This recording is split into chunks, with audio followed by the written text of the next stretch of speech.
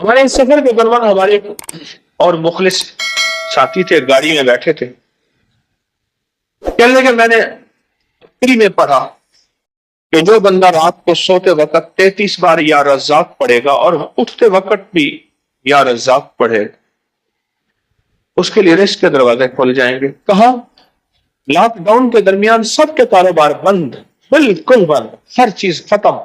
میں نے یہ عمل کیا، فون کے اوپر میرا کاروبار شروع ہو گیا اور سارا نظام چلنا شروع ہو گیا، میری ہر چیز لاجواب ہو گئی۔ میں صرف سوتے وقت 33 بار پڑھتا تھا یا رزاق، سوتے وقت پڑھتا تھا، اور اٹھتے ہی فوراً، یعنی آنکھ کھلتے ہی فوراً 33 بار پڑھتا تھا یا رزاق، بس کام ہو گیا بہترین۔ کہ ساری دنیا کے کاروبار بند ہیں، ساری دنیا کی روزی بند ہے، ہر جگہ راستے بند، ریلیں بند، گاڑیاں بند، ٹرک بند، جہاز بند، سب کچھ بند، سب کچھ بند ہے، پر میرا رزق کھلا بھی ہوا ہے، چل بھی رہا ہے۔ صرف 33 بار سوتے وقت، کوئی وضو کوئی چیز شرط نہیں، یا رزاق پڑھ لیا، اور 33 بار یا رزاق پڑھنے میں میرے خیال میں کہ 1 منٹ بھی نہیں لگے گا، 1 منٹ بھی نہیں لگے۔ کیا آپ اس تعویذ کو جانتے ہیں جو طلسماتی پتھر پر لکھا ہوا تھا جس سے ہر دعا قبول ہوتی ہے؟ ایک اللہ کے ولی کا دیا ہوا انوکھا ایسا نظام، ایسا طلسم، عجائبات کی دنیا کہ ہم نہ جانیں؟ کیا اللہ احد و اللہ صمد کا ایک پراسرار نظام، اور وہ پراسرار نظام جس کے اندر ہمارے لیے راحتیں ہی راحتیں، رحمتیں ہی رحمتیں، برکتیں ہی برکتیں، عافیتیں ہی عافیتیں۔ واقعی مصیبتیں ٹالنے والا اور مصیبتیں ٹلوانے والا وہ پراسرار حیرت انگیز پتھر کیسے دریافت ہوا؟ بسم اللہ الرحمن الرحیم، السلام علیکم ورحمۃ اللہ وبرکاتہ۔ دنیا عجائبات سے بھری ہوئی ہے، زمین کے نیچے، زمین کے اوپر، آسمان وسطوں میں۔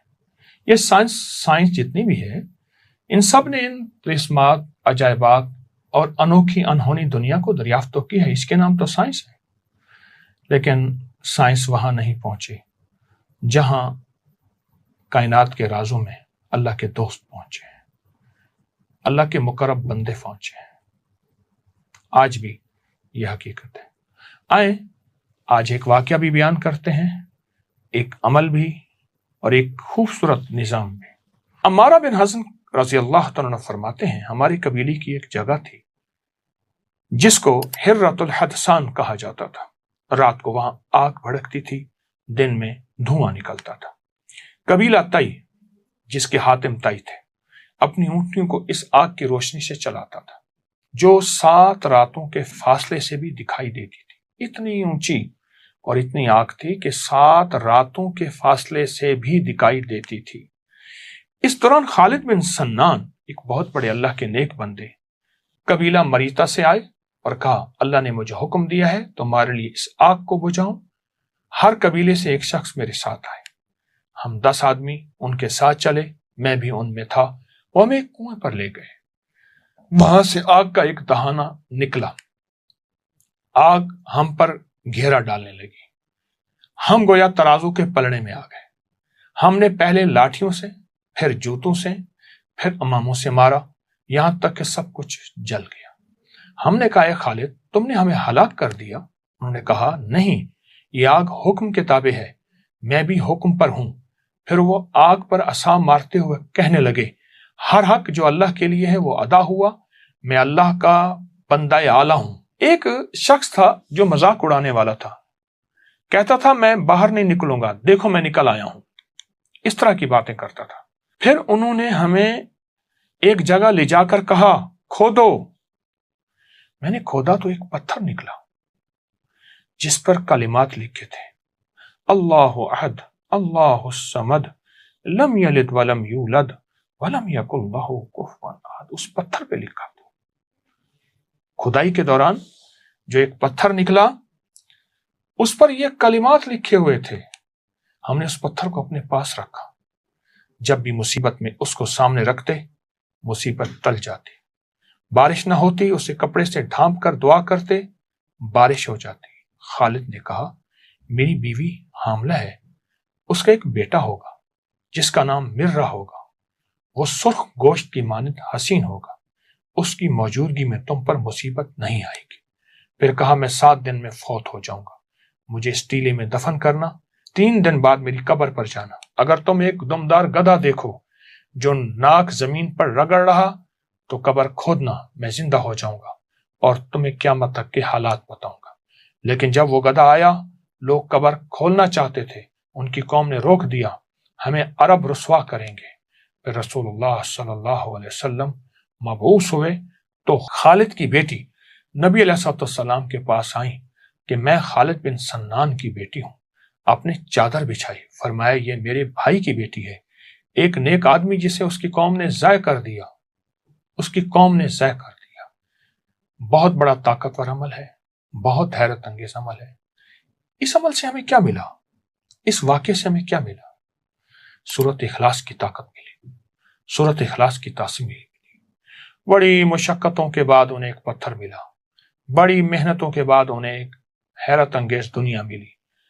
اس پتھر پہ سورۃ اخلاص لکھی ہوئی تھی، اس پتھر پہ۔ آئیں، اس سورۃ اخلاص کا ایک عمل ہمارے پاس ہے اور بہت طاقتور پاس ہے۔ رسول اللہ صلی اللہ تعالی علیہ وسلم نے فرمایا، عمر رضی اللہ تعالی عنہ، عمر جو بندہ 10 بار سورۃ اخلاص پڑھتا ہے جنت میں اس کے لیے محل بنا دیا جاتا ہے۔ تو عرض کیا یا رسول اللہ صلی اللہ علیہ وسلم اگر کوئی 20 بار پڑھے؟ فرمایا 2 محل بن جائیں گے۔ اس طرح کرتے کرتے فرمایا یا رسول اللہ اگر کوئی 100 دفعہ پڑھے؟ فرمایا جنت میں 10 محل بن جائیں گے۔ آپ نے محسوس کیا اس پتھر کی تاثیر کو، آپ غور سے توجہ سے میری گفتگو کو سمجھیں، اس پتھر کی تاثیر کو، کہ اس پتھر کی تاثیر میں کیا چیز تھی ایسی، کیا عمل تھا ایسا۔ فرمایا جب ہمیں مشکل آتی، جب پریشانی آتی، جب الجھن آتی، اس پتھر، اصل پتھر نہیں، اس پتھر کے اوپر اخلاص تھی، اصل پتھر نہیں ہے۔ وہ بڑی تلاش کے بعد انہیں جو سورۃ اخلاص کا پتھر ملا، ان کی ہر مصیبت دور، ان کی ہر مشکل ختم، ان کی ہر ناکامی ختم، انہیں عزت دولت ملتی تھی، انہیں رزق صحت ملتا تھا، ان کی مشکلیں ٹلتی تھیں، ان پہ بارشیں ہوتی تھیں، ان سے بارشیں روکی جاتی تھیں جب چاہتے تھے۔ یہ سب کچھ سورۃ اخلاص کی برکت سے ہے۔ آج بھی جو بندہ کوئی بھی مصیبت پریشانی ہو، تکلیف ہو، سورۃ اخلاص کی تسبیحاں پڑھ کے، سورۃ اخلاص کی تسبیحاں پڑھ کے حضور کے گھرانے کو ہدیہ کرے گا، میرا تجربہ ہے، ہر مصیبت دور ہوتی ہے، ہر پریشانی ختم ہوتی ہے۔ حضور کا گھرانہ، حضور کی بیویاں، حضور کی بیٹیاں بیٹے، حضور کے داماد نواسے اور نواسیاں، یہ حضور کا گھرانہ ہے۔ جو ہدیہ کرے گا حضور کے گھرانے کو، اللہ پاک اس کی مشکل دور کر دے گا۔ پتھر نہیں، پتھر پہ جو لفظ لکھے ہیں، جو بڑی محنتوں اور مشقتوں کے بعد ملے، وہ لفظ ہیں سورۃ اخلاص کے۔ آئیں اس کی قدردانی بڑھائیں، آئیں اس کی توجہ بڑھائیں اور سورۃ اخلاص میں ڈوب جائیں۔ انشاءاللہ سورۃ اخلاص دنیا کی ناکامی سے بھی بچائے گی اور آخرت کی الجھنوں دھکوں سے بھی بچائے گی۔ عمل کو کریں، نسلوں کو سکھائیں اور برکتیں ہمیشہ ہمیشہ کے لیے پائیں۔ جزاک اللہ۔ السلام علیکم ورحمۃ اللہ وبرکاتہ۔ اس ویڈیو کو لائک اور شیئر کریں، اب کریں یوٹیوب چینل کو سبسکرائب کریں اور روزانہ زیادہ سے زیادہ سبسکرائب کروائیں۔ آپ دوسروں کے لیے صدقہ جاریہ بنیں گے، اللہ پہلے آپ کے دکھ ڈالے گا۔ ہمارے نا محلے میں ایک درزی ہوتا تھا، بہت کاریگر تھا، اس کے بڑے شاگرد تھے۔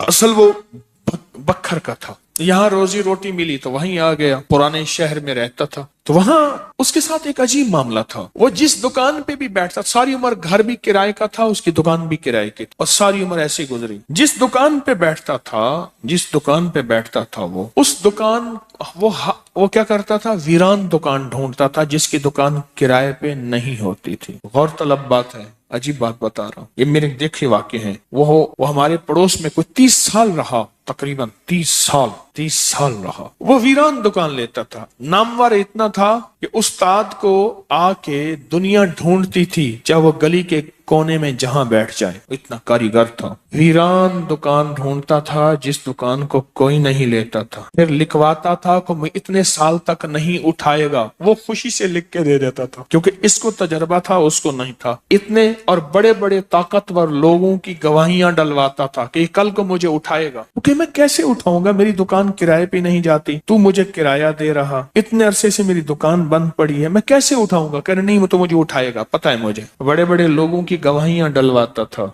लिखवाता था, किराया देता रहूंगा, देता था। इधर वो किराए पे बैठता था, चंद दिनों के पास उसके पास लोग आना शुरू हो जाते, ये दुकान दे। वो अगर 20 रुपए किराया देते, हम 30 रुपए देते हैं, हम 40 रुपए देते हैं, कोई कह हम 50 रुपए देते हैं। अब उसका दिमाग बेचारे का तो वैसे हिला चेतरल गया, दिमाग तो हिलना था। वो इसको आके कहता कि मुझे इतने लोग दे रहे हैं। मैंने कहा मैंने तुझे पहले कहा था लिखवा के दो। अच्छा, ये चंद बार हुआ। जिस दुकान पे भी बैठता था, उस दुकान पे बैठते ही इसके साथ ये मामला शुरू हो जाता। अब ये राज किसी को पता नहीं था, ये राज है क्या इसका, इसके साथ क्या होता है, इसके साथ ऐसा क्यों होता है। उसने ना एक दफा ये राज एक बंदे को बताया, उसने मुझे बताया। बरह रास्त मैंने उससे बात नहीं हुई, लेकिन हमारा पड़ोसी था वो। एक बंदे को उसने राज बताया, हमारा एक रिश्तेदार था, उसको ये राज बताया और उसको कहा कि मेरे साथ ये राज है। उसने अब जो लफ्ज कहना, पहले मैं वो लफ्ज आपके सामने बयान करता हूँ। कहने लगा, बख्त मेरे ऊपर पागल है और मुझे अखे बख्त मेरे ऊपर पागल है। मैं नहीं चाहता वाल में को आते विलड़ वेंदे, विलड़ चिपक जाता है, चिपट जाता है, लिपट जाता है। मैं नहीं चाहता आके फिर मुझे लिपट जाता है बख्त। अच्छा, जिसकी दुकान आने की होती है 100 आने की हो जाती है। अच्छा, इधर मैं दुकान छोड़ के जाता हूँ किसी और जगह पे, वो दुकान फिर आने की हो जाती है। फिर जहां मैं जाके बैठता हूँ, फिर वो 100 आने की हो जाती है। फिर वो पीछे वाले मुझे आके बुलाते हैं, आपकी मेहरबानी आ जाओ, इससे कम किराया देना। था कोई ऐसा, क्योंकि हाथ का कारीगर बहुत कम होता है जो सर फिरा ना हो। हाथ का कारीगर, वो हाथ का जिस शोबे का हो।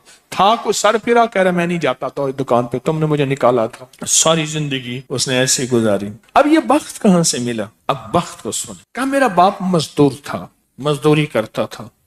बड़ा हुआ तो उसने मुझे दर्जियों के काम पे डाल दिया कि बेटा चलो छांव का काम है तो करता रहेगा। मैं तो धूप सर्दी गर्मी मजदूरियां करता रहा, दर्जियों का काम छांव का काम है तो करता रहेगा। और मेरे वालिद कहता था तुझे कोई ऐसा रईस मिल जाए जो अपनी देवड़ी में जो जगह दे। बाज रईस ऐसे होते हैं जिन्होंने मुस्तकिल दर्जी रखे हुए होते हैं, उनका हर वक्त कपड़े सिलते रहते हैं। कह रहे दुआएं देता था वालिद मुझे कोई रईस मिल जाए। क्या वालिद का हादसा हो गया, वालिद की टांग टूट गई। वालिद की बूढ़ी वालदा थी, मैं हम वालिद की खिदमत करते थे। वालिद दुआएं देता था, अनपढ़ था।